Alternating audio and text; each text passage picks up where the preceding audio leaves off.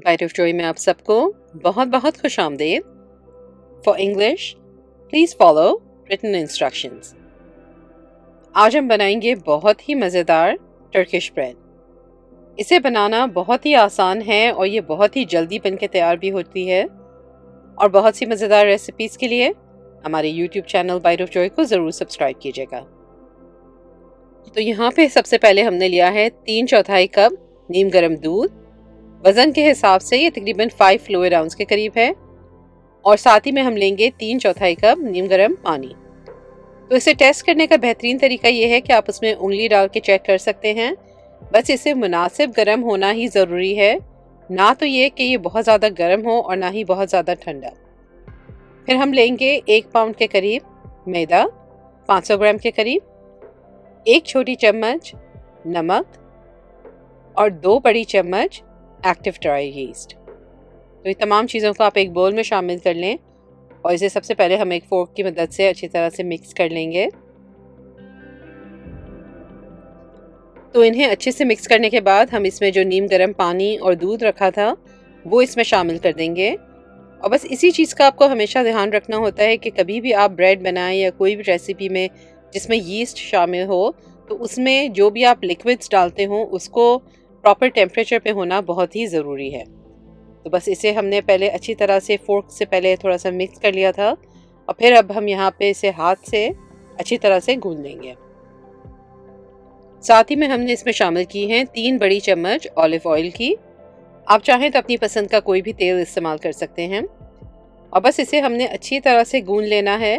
पानी और दूध की मिकदार बस मुनासिब थी। आप देख लें जब आप गूंद रहे हों तो अगर थोड़ा और पानी की ज़रूरत हो तो आप डाल सकते हैं, लेकिन ये बिल्कुल मुनासिब था।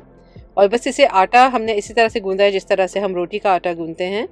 ऊपर से हमने थोड़ा सा तेल लगा लिया था। इसे अच्छी तरह से रब कर लें और फिर हम इसे कवर करके एक काउंटर पे रख लेंगे। कोई भी थोड़ी सी गर्म जगह हो वहाँ पे आप इसे रख दें तकरीबन 1 से 2 घंटे के लिए। 1 आध घंटे बाद आप देखेंगे कि आटा जो है आपका वॉल्यूम में वो डबल हो चुका होगा, ये दुगना हो जाएगा उसकी जितनी भी क्वांटिटी हमने ली थी। और ये देखें, तो यहाँ पे यही है कि अगर आपका यीस्ट जो है वो अच्छे से एक्टिवेट नहीं हुआ होगा तो ये फूलेगा नहीं। और इसकी रीज़न एक आध हो सकती है। एक तो ये कि अगर यीस्ट आपका पुराना है और एक्सपायर हो चुका है तो वो सही से काम नहीं करेगा। और दूसरा ये है कि अगर पानी या लिक्विड का जो भी टेम्परेचर था अगर वो नहीं सही होगा तो भी ये सही काम नहीं होगा। तो यहाँ पे अब हमने इसको 6 टुकड़ों में कट कर लिया था। तो इससे जो है आपकी मीडियम साइज़ रोटियां जो है वो बन के तैयार होंगी। और ये है कि रोटियों को हमने हल्का सा मोटा ही बेलना है। तो ये मुनासिब साइज़ थी, लेकिन अगर आप थोड़ी छोटी रोटियां बनाना चाहते हैं तो इसे 8 टुकड़ों में भी कट कर सकते हैं। और बस इसे हाथों में अच्छी तरह से दबा के आपने इसके पेड़े तैयार कर लेने हैं। तो जब ये पेड़े आपके बन के तैयार हो जाएं तो किसी भी कपड़े के नीचे इसे आप ढक के रख दें। और यहाँ पे अब हम इसे बेलने की तैयारी शुरू करेंगे। तो कोई भी आप क्लीन सरफेस ले लें, चाहे तो काउंटर पे या आपके जो भी बोर्ड है उस पर आप इसे रोल करना शुरू करेंगे। तो थोड़ा सा हमने आटा लगाया है और इसे बस हल्के हाथों से ही आपने बेलना है, बहुत ज़्यादा ज़ोर नहीं लगाना इस पर। और ये देखें, थोड़ी ही देर में आप देखेंगे ये ज़बरदस्त ये जो है रोटी आपकी बन गई होगी। और दूसरी बात आपको इस चीज़ का भी ध्यान रखना है कि इसे हमने थोड़ा सा थिक रखा है, तो ये बहुत ज़्यादा इसे पतला नहीं बेलना। और एक बार जब आप रोटियां बेल लें तो इसे फिर से हम जो है कपड़े के अंदर ढक के थोड़ी देर और तकरीबन 15 से 20 मिनट के लिए रेस्ट करने रखेंगे। तो यीस्ट इसमें डाला था तो ये दूसरी बार ये है कि उसे थोड़ा सा चांस देंगे कि ये थोड़ा सा रेस्ट कर ले और थोड़ा सा और ये पफ्ड अप हो जाए रोटियां। और अब हमने यहाँ पे तैयार किया है बटर। तो एक बोल ले लें, इसमें हमने 2 टेबलस्पून के करीब बटर डाल दिया था। चाहें तो आप घी का भी इस्तेमाल कर सकते हैं। और इसे जो है आपने हल्का सा पिघला लेना है। इसके अंदर हम डालेंगे बारीक कटी हुई, या तो आप पार्सली डाल सकते हैं, हमने यहाँ पे धनिया का इस्तेमाल किया है। चाहें तो आप इसमें कुटी हुई लाल मिर्ची भी शामिल कर दें, उससे भी ये है कि फ्लेवर बहुत ही मज़े का लगता है। और इसे हिलाकर बस हमें इसे साइड पे रख देंगे।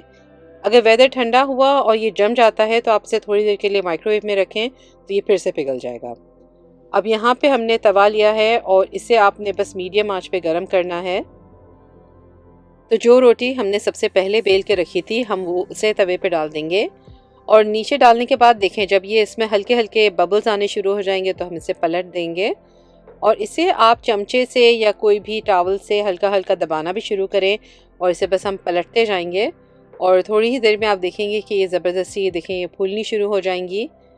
तो ये बहुत ही आसान सा इसका तरीका है पकाने का, इससे बहुत ज़्यादा टाइम भी नहीं लगेगा। और ये देखिए हल्के हल्के से इसमें ब्राउन ये स्पॉट्स भी आने शुरू हो गए हैं। तो ये रोटी आपकी जो है अच्छे से पक रही है। दोनों साइडों को अच्छे से आप इसे पका लें। और ये रोटियां जो है बहुत ही आसान सी हैं बनाना, बहुत ही मज़े की ये लगती हैं। और बहुत सारे आप ऐसे खाने बना सकते हैं जिसके साथ इसे बहुत ही बेस्ट इसका कॉम्बिनेशन रहता है। जैसे कि आप अगर घर में निहारी बनी हो, हलीम वगैरह हो, कोई भी सालन या सब्ज़ी भी हो, तो उसके साथ भी ये रोटी जो है ना वो बहुत ही मज़े की लगती है। और इसे बस हमने पैन से हटा दिया था जब ये दोनों साइडों से अच्छे से पक गई। ऊपर जो हमने बटर तैयार करके रखा था वो हल्का सा ब्रश कर लेंगे। तो ये देखें, जो ये चीज़ देखने में ही इतनी खूबसूरत लग रही है, तो आप सोचते हैं कि वो खाने में कितनी मज़े की होगी। बहुत ही सॉफ्ट, मुलायम, फ्लफ़ी सी ये ज़बरदस्त सी ब्रेड बन के तैयार होती है। तो इसी तरह से हम दूसरी तमाम रोटियों को भी सेक लेंगे। और जो रोटियां आपने पहले बेल के रखी थी उसे हम पहले सेकने रखेंगे। अगर तो आप ये रेसिपी ट्राई करते हैं तो कमेंट सेक्शन में ज़रूर बताइएगा रेसिपी कैसी लगी। बहुत ही मज़े की, बहुत ही ज़बरदस्त और बहुत ही आसान ये रेसिपी है। ये बिल्कुल आप समझ लें जैसे एक नान जैसे बनती है, इस तरह से बन के तैयार होती है। अगर आप चाहें तो लहसुन को बारीक कट कर लें, इसे मक्खन में शामिल करें और ये मक्खन जो है आप ब्रेड पे लगाएं तो ये ज़बरदस्त सी आपकी गार्लिक ब्रेड बन के तैयार हो जाएगी। इस रेसिपी को ज़रूर ट्राई कीजिएगा। उम्मीद करते हैं आपको ये बहुत पसंद आएगी। अब आप भी इसे बनाएं और अपने प्यारों को खिलाएं।